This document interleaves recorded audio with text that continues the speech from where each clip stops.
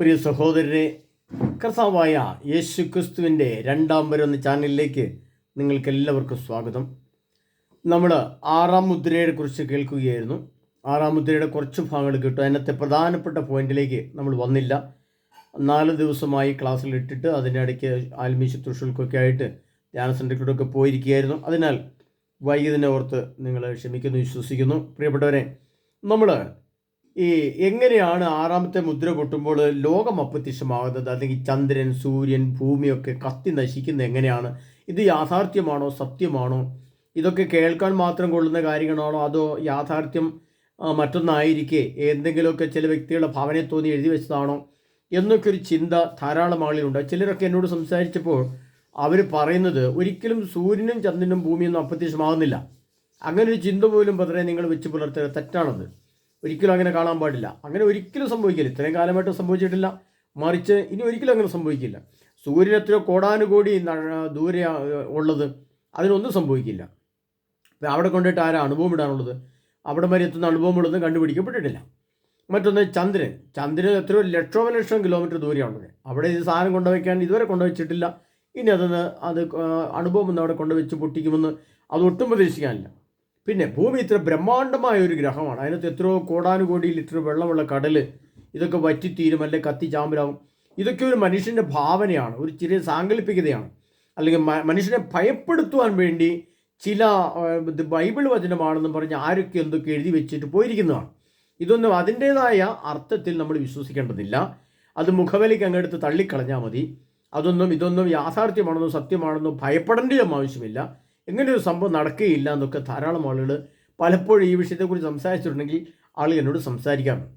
എന്നാൽ പ്രിയപ്പെട്ടവരെ, ഇത് കുറച്ച് മനസ്സിലാക്കേണ്ട കാര്യമെന്ന് പറയുന്നത്, ഇതിനകത്ത് ചില ശാസ്ത്രീയ സത്യങ്ങളുണ്ട്.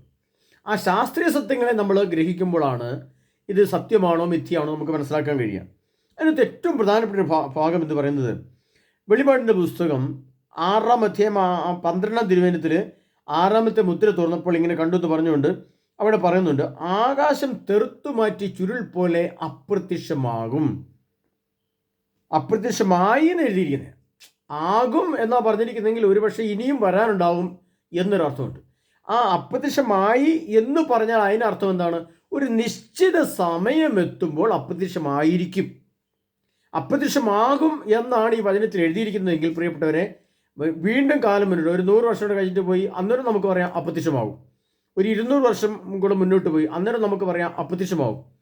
ചിലർ പറയുന്നൊരു വചനമുണ്ട്, യേശു ക്രിസ്തു മരിച്ചു എഴുന്നേറ്റ് പോയതിന് ശേഷം 2000 വർഷമായിട്ട് ഇതുവരെ ഒന്നുമായിട്ടില്ല. അപ്പോൾ ഈ വചനം എഴുതപ്പെട്ട കാലം മുതൽ ഈ വരെ ഉള്ള കാലം വരെ നോക്കുമ്പോൾ 2000 വർഷമായിട്ടും ഇത് സംഭവിച്ചിട്ടില്ല. അതേപോലെ തന്നെ ഒരിക്കലും ഇത് സംഭവിക്കില്ല. ഇതിങ്ങനെ മുന്നോട്ട് പോയിക്കൊണ്ടേയിരിക്കും.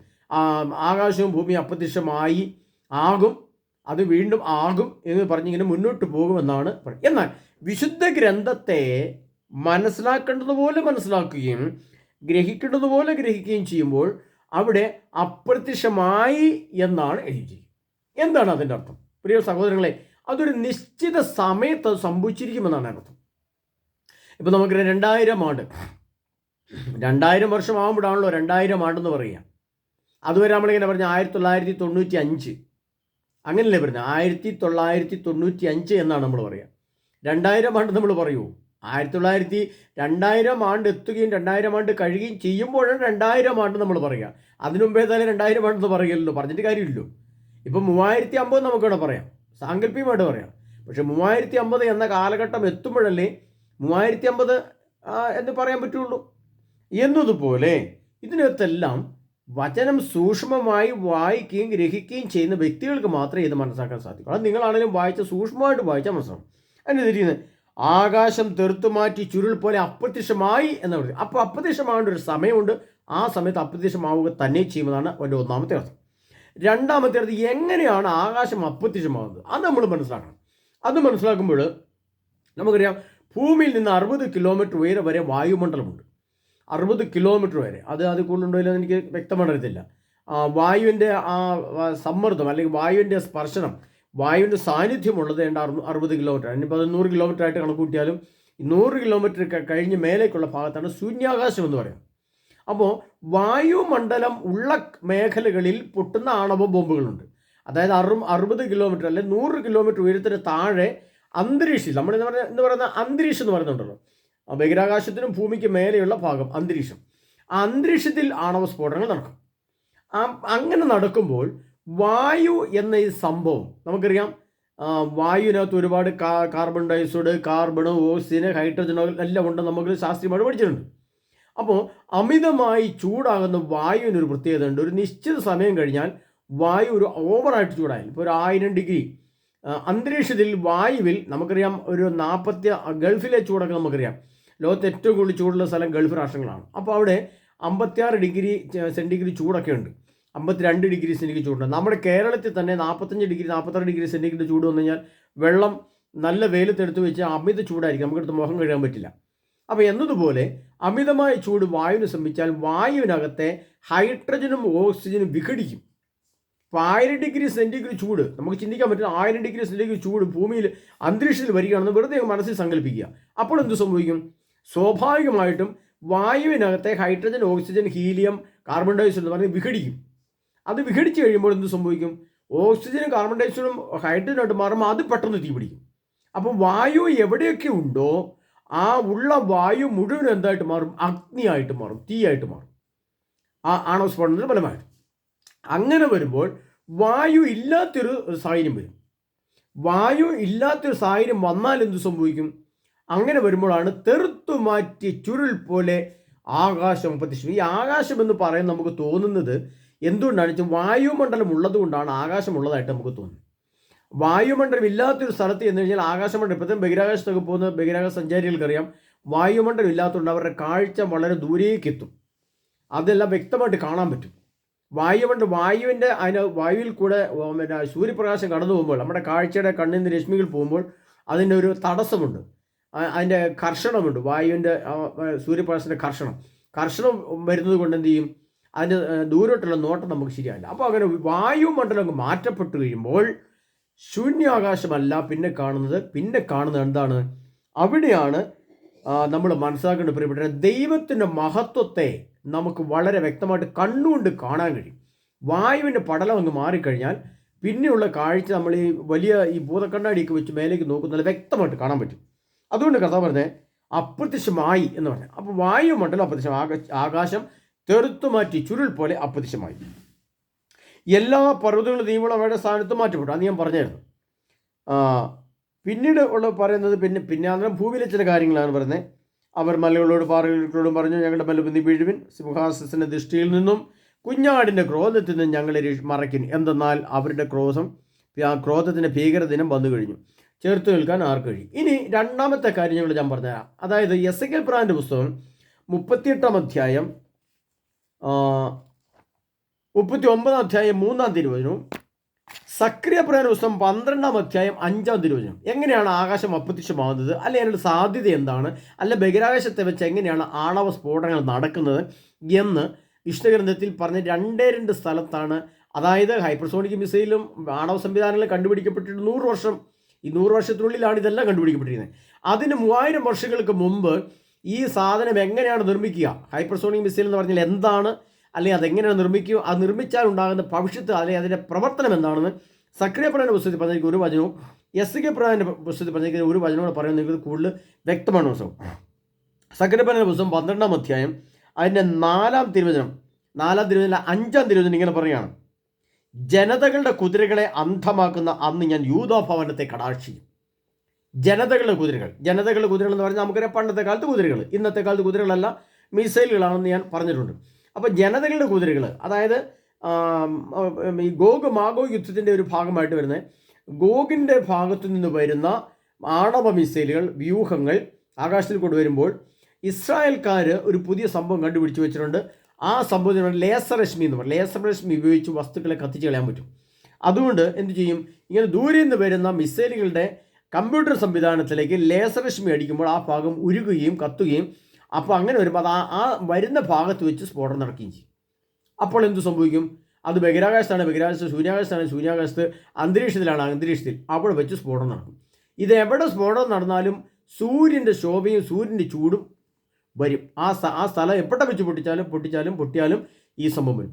അപ്പോൾ ഈ സംഭവം നടക്കാൻ തക്കവിധമുള്ള ലേസർ രശ്മി ഉപയോഗിച്ചുള്ള സംവിധാനങ്ങൾ കണ്ടുപിടിക്കാൻ, മിസൈലുകളെ കത്തിക്കാനുള്ള സംവിധാനം ഇസ്രായേൽക്കാർ 3500 വർഷം മുമ്പ് വചനരൂപത്തിൽ എഴുതി വെച്ചെങ്കിൽ അതിൻ്റെ വസ്തുരൂപമാണ് ഇന്ന് നമ്മൾ കണ്ടുപിടിക്കപ്പെട്ടിരിക്കുന്നത്. അതുകൊണ്ടാണ് എനിക്ക് ജനതകളുടെ കുതിരകളെ അന്ധമാകുന്ന ആദ്യം യൂദാമാനത്തെ കടാശി. ഇനി പ്രിയപ്പെട്ടവരെ, അത് തന്നെ എസ്കെ പ്രവചനത്തിൽ ഒന്നുകൂടെ പറഞ്ഞിട്ടുണ്ട് വളരെ വ്യക്തം. അത് മറ്റൊരു ഭാഷയിലാണ് വന്നിരിക്കുന്നത്. അത് എസ്കെ പ്രവചനം 39 അധ്യായം അതിൻ്റെ 4-ാം തിരുവചനം. നിന്റെ ഇടത്തു കൈയിൽ നിന്ന് അമ്പുകൾ താഴെ വീഴ്ത്തും, വലത്ത് കൈയിൽ നിന്ന് അമ്പുകൾ താഴെ വീഴ്ത്തും, നിന്റെ ഇടത്ത് കൈയിൽ നിന്ന് വില്ലുകൾ തെറിപ്പിച്ചു കളയും. അതിൻ്റെ അർത്ഥം ഇതാണ്. ഈ ഗോഗ് എന്ന സംവിധാനം, ആ രാഷ്ട്രം അല്ല ആ രാഷ്ട്രത്തോട് ചേർന്ന് നിൽക്കുന്ന ഒരു സൈനിക വ്യൂഹം കൊണ്ട് വരുമ്പോൾ അവരുടെ കയ്യിൽ വില്ലും അമ്പുമുണ്ട്. അന്ന് വില്ലും അമ്പുമാണ് ഉള്ളതെങ്കിൽ ഇന്ന് അതേ സ്ഥാനത്ത് അതിൻ്റെ സംവിധാനത്തിൽ എന്താണുള്ളത്? മിസൈൽ ലോഞ്ചറുകളാണുള്ളത്. മിസൈലുകളുടെ ലോഞ്ചറുകൾ, വലിയ മിസൈൽ ഇങ്ങനെ ഉയർന്നു പൊന്തുന്നു, അതിങ്ങനെ മേലേക്ക് വന്നു. ആ സംവിധാനത്തിനെ അന്നത്തെ അമ്പിൻ്റെയും വില്ലിൻ്റെയും സംവിധാനത്തോട് തുലനം ചെയ്യുകയാണ് ഇന്ന് ചെയ്യുമ്പോൾ. അന്ന് ആ സംവിധാനം വില്ല് കുലച്ച് വിടുമ്പോൾ അസ്ത്രം മുന്നോട്ട് പായുന്നത് പോലെ മിസൈലുകൾ മുന്നോട്ട് പായുന്നു. അങ്ങനെ മുന്നോട്ട് പായുന്ന മിസൈലുകളെ കർത്താവാണ്, നിൻ്റെ ഇടത്ത് കൈയിലുള്ള മിസൈലുകളെ കർത്താവ് തെറിപ്പിച്ചു കളയും, വലത്ത് കൈയിൽ നിന്ന് അമ്പുകൾ താഴെ വീഴ്ത്തും. മിസൈൽ റോക്കറ്റ് ലോഞ്ചുകളിൽ നിന്ന് ഇതിങ്ങനെ മുന്നോട്ട് പോകുമ്പോൾ അത് ഇടത്ത് കൈയിൽ നിന്ന് തെറിപ്പിച്ച് കളയും, വലത്ത് കൈയിൽ താഴെ വീഴ്ത്തുകയും ചെയ്താൽ മതി. അതെങ്ങനെ സംഭവിക്കുക? അത് ബഹിരാകാശത്ത് ഇസ്രായേൽക്കാർ അല്ലെങ്കിൽ ഇസ്രായേൽ രാഷ്ട്രത്തോട് ചേർന്ന് നിൽക്കുന്ന വൻ ശക്തി രാഷ്ട്രങ്ങൾ ബഹിരാകാശത്ത് ഈ ലേസർ രശ്മികളുടെ സംവിധാനം സ്ഥാപിക്കും. അത് ഭൂമിയിലേക്കോ ലോകത്തിൻ്റെ ഏത് ഭാഗത്തേക്കോ ടോർച്ച് അടിക്കുന്ന പോലെ അടിച്ചു കഴിഞ്ഞാൽ ഈ മിസൈലുകളുടെ സംവിധാനങ്ങളെ തെറിച്ചു പോവുകയും കത്തിപ്പോവുകയും പൊട്ടിപ്പോവുകയും നശിച്ചു പോവുകയും ചെയ്യുമെന്നാണ് കർത്താവ് അർത്ഥമാക്കുന്നത്. അപ്പോൾ അത് ആ കാലഘട്ടത്തിൽ എത്രയോ വർഷങ്ങൾക്ക് മുമ്പാണ് കർത്താവ് ഈ വചനങ്ങൾ എഴുതി വെച്ചിരിക്കുന്നത്. പ്രിയ സഹോദരങ്ങളെ, ഇതെല്ലാം ഞാൻ വ്യക്തമായിട്ട് ഇത്ര പറഞ്ഞത് ഈ സംഭവം കൃത്യമായി സംഭവിക്കും എന്നത് വളരെ യാഥാർത്ഥ്യമാണെന്നും വളരെ പച്ച സത്യമാണെന്നും നിങ്ങളെ ബോധ്യപ്പെടുത്താൻ വേണ്ടിയിട്ടാണ്. പ്രത്യേകം കത്തോലിക്ക സഭയ്ക്കും ക്രിസ്ത്യാനികൾക്കും വേണ്ടിയിട്ടാണ് ഏറ്റവും കൂടുതൽ ഞാൻ ഈ ക്ലാസ് ഉദ്ദേശിക്കുന്നത്. കാരണം ക്രിസ്തുവിൽ വിശ്വസിക്കുന്ന ക്രിസ്ത്യാനികൾ ആരും നശിച്ചു പോകരുത്. എല്ലാവരും, ക്രിസ്ത്യാനികൾ 200 കോടി ജനം ഉണ്ടെങ്കിലും 10 കോടി ജനം ഉണ്ടെങ്കിലും എത്ര കോടി ജനം ഉണ്ടെങ്കിലും ക്രിസ്തുവിനെ സ്നേഹിക്കുകയും ക്രിസ്തുവിനെ ആരാധിക്കുകയും ചെയ്യുന്ന ആരും നശിച്ചു പോകാതിരിക്കത്തക്ക വിധം എല്ലാവരും രക്ഷ പ്രാപിക്കാൻ വേണ്ടി കർത്താവിൻ്റെ വരവിൻ്റെ കാലഘട്ടമായി പലപ്പോഴും പറയാറുണ്ട്. യുഗങ്ങളുടെ അന്തിമഘട്ടം നമ്മിലാണല്ലോ വന്നിരിക്കുന്നത്. ഇത് തിന്മയുടെ യുഗമാണ്. ഇതൊക്കെ കുറിച്ച് എത്തിയിട്ടുണ്ട്. ഈ കാലഘട്ടത്തിൽ എത്തപ്പെട്ടിരിക്കുമ്പോൾ ഈ വചനത്തെക്കുറിച്ച് പറയാം. അതുകൊണ്ടാണ് അതിൻ്റെ ബാക്കി ഭാഗമാണ് എന്ത് പറയുന്നത്? അത് വെളിപാടിക്കുന്നത് 2000 വർഷങ്ങൾക്കും 3000 വർഷങ്ങൾക്കും എഴുതിയത് ആ രൂപത്തിലാണെങ്കിൽ 2000 വർഷങ്ങൾക്ക് ശേഷം, അല്ല അതായത് 2000 വർഷങ്ങൾക്ക് മുമ്പ്, അതായത് ക്രിസ്തുവിന് ശേഷമുള്ള കാലഘട്ടത്തിൽ, ഇപ്പോൾ 2000 വർഷമേ ആയിട്ടുള്ളൂ, ആ കാലഘട്ടത്തിൽ എഴുതിയ വചനമാണ്. എന്താണ്? ആകാശം തീർത്തു മാറ്റി ചുരുൾ പോലെ അപ്രത്യക്ഷമായി എല്ലാ പർവ്വതങ്ങളും ദൈവം അവയുടെ സ്ഥാനത്ത് നീക്കം ചെയ്യപ്പെട്ടു. അപ്പോൾ എത്ര സത്യമായിട്ടാണ് കാര്യങ്ങൾ എഴുതിയിരിക്കുന്നത്. പർവ്വതങ്ങളും ദ്വീപുകളും എൻ്റെ സ്ഥാനത്ത് നീക്കപ്പെടുന്നതിനും ആകാശം തീർത്തു മാറ്റി ചുരുൾ പോലെ അപ്രത്യക്ഷമാകുന്നതിനും ഈ യന്ത്രങ്ങളും ഈ ഉപകരണങ്ങളും കണ്ടുപിടിക്കപ്പെട്ട കാലഘട്ടത്തിലാണ് നമ്മൾ ജീവിക്കുന്നത് എന്ന് മനസ്സിലാക്കിക്കൊണ്ട് ഇതിനെ ഗ്രഹിച്ചുകൊണ്ട് വേണം നമ്മുടെ ആത്മാവിൽ രൂപാന്തരീകരണവും വിശ്വാസവും വിശുദ്ധിയും വർദ്ധിക്കുന്നതിനും ധ്യാനം കൂടുന്നതിനും ജീവിക്കുന്നതിനും എല്ലാം പ്രിയ സഹോദരങ്ങളെ ഇതിന് നമുക്ക് കഴിയണം. അതുകൊണ്ടാണ് ഇത്ര വ്യക്തമായിട്ട് നിങ്ങൾ പറയുന്നത്. അപ്പോൾ ഞാൻ ഈ 6ാമത്തെ മുദ്രയെക്കുറിച്ചുള്ള ക്ലാസ്സുകൾ നിങ്ങൾക്ക് കഴിഞ്ഞു. 6ാം മുദ്രയുടെ സംഭവങ്ങൾ 1, 2, 3 മുദ്രകൾ, അതിനകത്ത് തന്നെ നമുക്ക് വ്യക്തമായിട്ട് മനസ്സിലാക്കാൻ പറ്റുന്ന വേറെ ചില കാര്യങ്ങളുണ്ട്. ഓരോ മുദ്രയും പൊട്ടുമ്പോൾ ഇവിടെ എന്താണ് സംഭവിക്കുക എന്ന് വളരെ വ്യക്തമായിട്ട് കർത്താവ് എഴുതി വെച്ചിട്ടുണ്ട്. അതിൻ്റെ ആശയം, നേരിട്ടുള്ള അർത്ഥം കഴിഞ്ഞിട്ട് ഒരു ആശയമുണ്ട്. ഒന്ന് നമുക്കറിയാം, വെള്ളക്കുതിര എന്ന് പറയുമ്പോൾ അതിനകത്ത് യുദ്ധം തുടങ്ങുന്നു എന്നാണ്. രണ്ടാമത്തേത് അതിൻ്റെ നേതൃത്വം, തലപ്പത്തിരിക്കുന്ന വ്യക്തി യേശു ക്രിസ്തുവാണ് എന്നാണ്. 3ാമത്തെ മുദ്ര പൊട്ടുമ്പോൾ അത് ഭക്ഷണത്തെ ബാധിക്കുന്നത്. 3ാമത്തെ മുദ്ര പൊട്ടുമ്പോൾ ഭക്ഷണം ഇല്ലാതെയാവുന്നു, മറ്റൊരു ഭക്ഷണം, സഭയുടെ ഭക്ഷണം ഇല്ലാതെയാവുന്നു, നമ്മൾ ആഹാരമായിട്ട് കഴിക്കുന്ന ഭക്ഷണവും ഇല്ലാതെയാവുന്നു. 4ാമത്തെ മുദ്ര പൊട്ടുമ്പോൾ മരണം അഥവാ പാതാളം, അന്ത്യവിധി, അതായത് ലോകം ഇന്നുവരെ കണ്ടിട്ടില്ലാത്ത മരണത്തിൻ്റെ കാലഘട്ടവും അന്ത്യവിധി അടുത്തു വരികയും ചെയ്യുന്ന കാലഘട്ടത്തെക്കുറിച്ച് പറയുന്നു. 5ാമത്തെ കാലഘട്ടം വരുമ്പോൾ മുദ്ര പൊട്ടുമ്പോൾ അത് സനാതന സുവിശേഷവും 2033 യുഗാന്ത്യത്തിലേക്ക് എത്തുന്നു എന്നതിൻ്റെ ഒരു കാലഘട്ടം എത്തുന്ന ആ പോയിന്റിലേക്ക് 5ാമത്തെ കാലഘട്ടത്തെ സൂചിപ്പിക്കുന്നു. 5ാമത്തെ മുദ്രയെ പറ്റി. 6ാമത്തെ മുദ്ര പൊട്ടുമ്പോഴാണ് പ്രപഞ്ച അപ്രത്യക്ഷമാകുന്നത്. കാരണം അതിന് പറ്റിയ യന്ത്രങ്ങളും സാധനങ്ങളും കണ്ടുപിടിക്കപ്പെടുന്നത് ആ കാലഘട്ടത്തിലാണ്.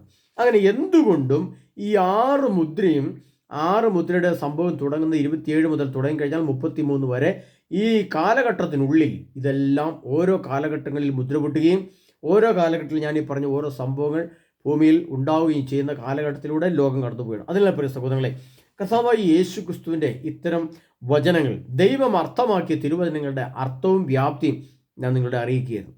അപ്പോൾ മുദ്രകളെക്കുറിച്ചുള്ള ക്ലാസ് വേണമെന്ന് ചിലർ ആവശ്യപ്പെട്ടപ്പോൾ അത് വീണ്ടും ഒന്നുകൂടി വളരെ വിശദമായിട്ട് പറയാൻ ദൈവത്തിൻ്റെ പ്രേരണ ഉണ്ടാവുകയും അങ്ങനെ ആ ക്ലാസ്സുകൾ ഞങ്ങൾ നിങ്ങൾക്ക് തരികയും ചെയ്യുമായിരുന്നു. അതിനുള്ള പ്രിയ സഹോദരങ്ങളെ, ഇതെല്ലാം നമ്മൾ മനസ്സിലാക്കുമ്പോൾ കർത്താവ് വീണ്ടും പറയാണ്, അത്തിമരത്തെ നോക്കി പഠിക്കുവിൻ, അതിൻ്റെ കൊമ്പുകൾ ഇളതായി ശാഖകൾ തളിർക്കുന്നത് കാണുമ്പോൾ അവൻ വാതിൽക്കൽ എത്തി എന്ന് നിങ്ങൾ ഗ്രഹിച്ചുകൊള്ളുവിൻ. ഇതെല്ലാം സംഭവിക്കാനുള്ള കാലഘട്ടം എത്തി എന്ന് നമ്മൾ മനസ്സിലാക്കുക.